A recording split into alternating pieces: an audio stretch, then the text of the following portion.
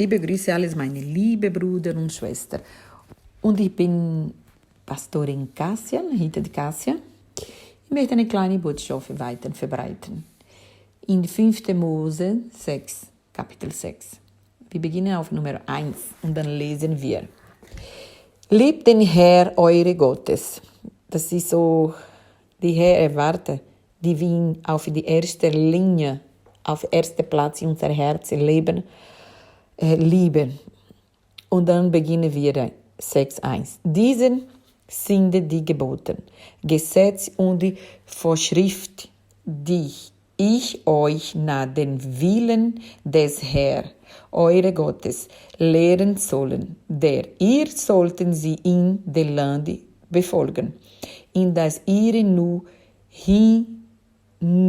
hinubezieht, und es ist zu erhoben,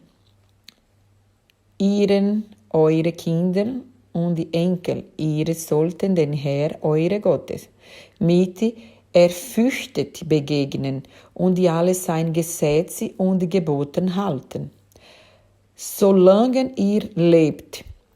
Und dann wird euch ein langes Leben schenken. Hört genau zu, ihr Israeliten, und gehorcht. Und dann wird es auch gut gehen, und ihr werdet viele Nachkommen haben in dem Land, in der Milch und die Honig überfließen, wie den Herr, der Gottes, euer Vater, es auch versprochen hat. Hört ihr Israeliten, den Herr, unser Gott, ist den einzigen Herr. Ihr solltet den Herr, euer Gott, von ganzem Herz und von ganzer Seele und mit eurer ganzen Kraft. Das Herr ist gut. So erwarten unser Herr, die wir ihn so lieb wie mehr als wie uns selber. Die Herr erwarten natürlich, die wir ihn folgen, die wir unsere Kinder, unsere Familie erziehen bei seinem Wort, weil unser Wort gibt uns Kraft, und wir lernen mit Gott, dass in die Schwierigkeit weiterzugehen, Kraft zu haben, weil wenn wir Gottes Kinder sind, im Namen de Jesus, in seinem Sohn, wir bekommen Kraft, wenn wir meditieren bei Gottes Wort. Das ist keine alte Geschichte. Das ist eine, wie kann ich sagen, Menschen sagen, das ist eine alte Geschichte. Aber das ist eine ewige lange Geschichte, das möchte ich damit sagen. Ewige lange. Alles vergehe in dieser Welt, nicht sein Wort. Und sein Wort, wenn wir vergleichen aus das Mal, aber sie jetzt, heute, werden wir das immer eine Vollbild finden, weil die Herr sagt ganz genau, wie wir sollten durchgehen, oder Situationen, wo schwierig sind für unser Verständnis. Die Herr bringt uns ganz klar, wie ist die Situation, wie kann ich das vergeben, wie kann die Probleme lösen. Einfach zu verstehen ist nicht, aber das ist die Glaube. Die Glaube, und wie Herr uns lernen, damit zu gehen. Und er sagt hier ganz klar, ich gebe dir ein gutes Land. Ich schenke euch, genau, Israeliten. Fürchtet sie nicht.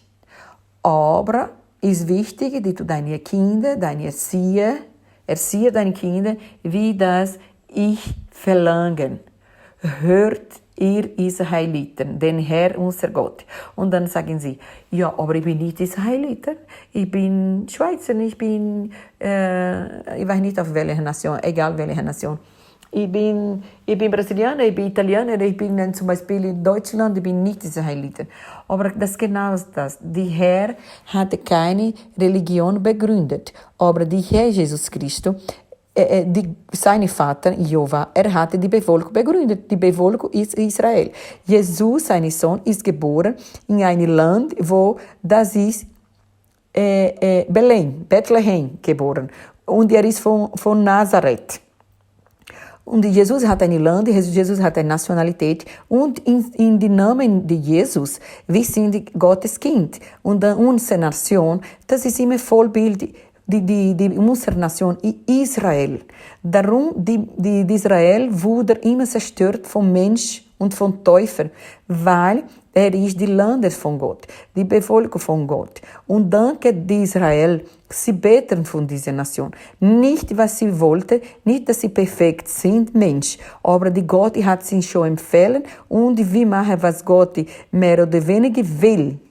Nicht, was wir wollten. Und die Herr hatte Moses Höhe gebracht, frei seine Bevölkerung von Pharao, von Ägypten, frei gemacht, hat in neues Land gebracht. Sie hat geschickt bei Kanaan und leider auch Moses und die vielen von dieser Bevölkerung ist nicht erreichen, die neue Kanaan. Aber ich und du schon, wir leben in einem wunderbaren Land, das heißt Schweizerland. Und wir sind hier gefunden, alles schon von Generation. Herr sagt, ich gebe die besseren Honig, ich gebe die besseren Pflanzen. Und er sagt, ja, ganz hier genau sagt, was bedeutet, wer hatte die ersten Äpfel auf die Welt gepflanzt? Wer? Wer hat hier gekommen zuerst? Die Eier oder die Huhn? Oder wer ist? Man weiß nicht. Wer ist von wo kommt die erste Kern von den Pflanzen, von den Bäumen, von den Früchten, von den alles Wurzeln, von den Gemüsen, was wir essen? Von wo das kommt? Einfach so, glaubst du? Das heißt, wenn die Herr sagt, die Herr gibt uns die beste Land, wenn der Herr, euer Gott, wieder auch schon bald in die Lande bringen, dass euer Vater Abraham, Isaac und Jakob mit euch Eid versprochen hat. Darin sind die große reiche Stadt und die ihre nicht erlaubt haben. Häuser wollen Waren, die ihr nicht gekauft haben. Zisternen würde auch haben, wo wir sie nicht gegraben hatten, die ihr nicht gegraben habt. Und die Weinberge, die Olivenhain, die ihr nicht gepflanzt haben. Wenn ihr auch also in der Land, Stadt essen können und dann versprechen den Herr nicht, der auch aus der Sklaverei in Ägypten befreit hat. Ihr solltet den Herr, euer Gott, fürchtet und ihn dienen. Wenn ihr eine Eid ablegt, dürft ihr es nur in seinen Namen tun. Liefert nicht den Gott eure Nachbevölkerung hinterher, denn den Herr, eure Gottes, dem mit unter euer wohnt, ist eine ehrfürchtige Gott, sonst werden sich seinen Zorn gegen euch richten und die euch vernichtend. Fordert den Herr, eure Gottes, nicht heraus, wie ihr es bei Massen getan habt. Ich möchte nur bis hier lesen. Ich möchte euch damit erklären. Die Herr hat ein wunderbares Land gegeben. Wir sind in Schweizerland. Die hier hat wunderbar alles schön vom Menschen und von Gott und von Natur. Wir haben hier in diesem Land. Die Schweizer, die Herz. Schweizer Menschen hat eine Herz von Christus, von Herr. Hier hat auch eine große Geschichte, die reformiert oder bei Zwingen. Diesem Pfarr, wo hat alles reformiert hier auch gegründet haben. Und die Herr hat ein wunderbar Moses, die Gebeten aus hier uns gegeben haben, oder? Du sollst außer mich keine andere Götter haben. Jesus hat ja aus uns gesagt, wir sollten nur unser Herr lieben mit unser ganzen Herz. Du sollst dir keine Götzbild empfängt und du sollst nicht wieder verehren noch dich vor ihnen zu Boden werfen. Du sollst den Namen des Herrn, deines Gottes, nicht missbrauchen. Halten den Sabbat in den ihn heiligst. Ehre dein Vater und deine Mutter. Du sollst nicht töten, du sollst nicht Ehe brechen, du sollst nicht stehlen, du sollst keine falschen Aussagen über deine Mitmenschen machen. Du sollst nicht die Frau, deine Nächste, begehren. Und du sollst auch nicht sein Haus, seine Felder oder irgendetwas anderes bekehren, des anderen Nächsten gehört. Das ist alles so wichtig. Aber Jesus, er hat hier wunderbar uns gezeigt, auf alle Szenen dieser Gebote, alles von diesen Szenengeboten. Jesus hat nur wunderschön 2 gemacht, wo alles drinnen ist. Jesus sagt in Matthäus 22, 73 bis 29, dass das erste und die wichtigste Geboten ist. Du sollst den Herrn, deine Gottes, liebt von ganzem Herz, mit die ganze Seele und mit alles deine Gedanken zusammen, mit den Geboten seine nicht zu lieben. Schließen diesen Geboten alles andere Gesetz, den Alten Testament ein. Die Jesus, er hat diese beiden gelernt haben, leben mit deinen ganzen Seelen und die Herz Gottes. Auf selber mehr Gott lieben als wir selbst. Das ist schwierig. Das ist schwierig, aber wir müssen das durchgehen. Und wenn wir keine Kraft haben, Herr, gibst uns Kraft. Wir möchten keine Depression haben. Wir möchten keine Traurigkeit haben. Wir möchten deine Ehren, deine Kraft uns merken, spüren, egal in Schwierigkeit oder in glückliche Zeit.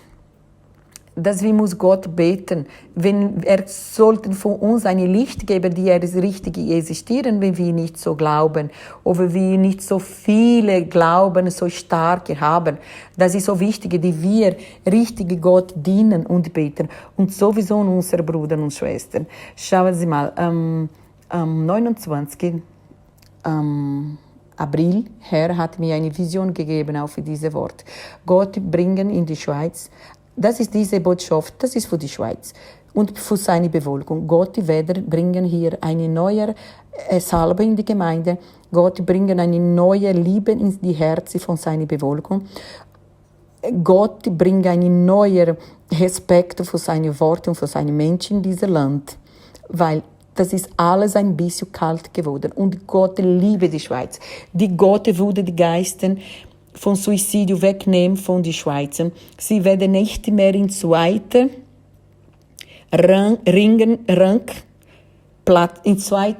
Platz von den Suiziden. Das werden nichts mehr Schweizer. Das sagt der Herr. Weil Herr macht die Schweizer ein neues Land. Das sagt hier unser Herr. Hört genau zu ihres Heiligen und gehört. Und dann wird es auch gut gehen und ihr werdet viele Nachkommen haben in dem Land, in der Milch und die Honig überfließen, wie der Herr Gottes, eure Vater, es auch versprochen hat. Das Schweizer werden ein neues Land. Ich rede nicht nur Material, aber sondern spiritual, das ist die wichtigsten Dinge.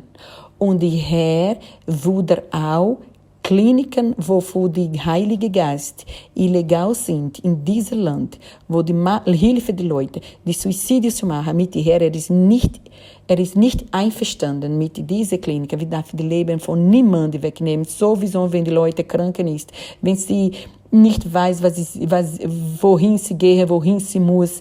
Und die Einzige, was sie brauchen, ist Liebe, nicht Sprit zu sterben. Und im Namen des Jesus Gott werden einrichten und Gott werden, also das mal seine Gerechtigkeit macht, wegen diesen Dingen. Weil die Herr ist lebendig. Und diese Tage habe ich gesehen und gehört und ich habe diesen Herr Prophezeiung jetzt im Namen des Vaters und des Heiligen Geist geben auf die Schweizer Wolken, weil das ist für die Schweizer, wo er mir gegeben, besonders haben. Im Namen des Vaters und des Heiligen Geist. Amen. Bleibst du bei Gott und bleibst du gesund.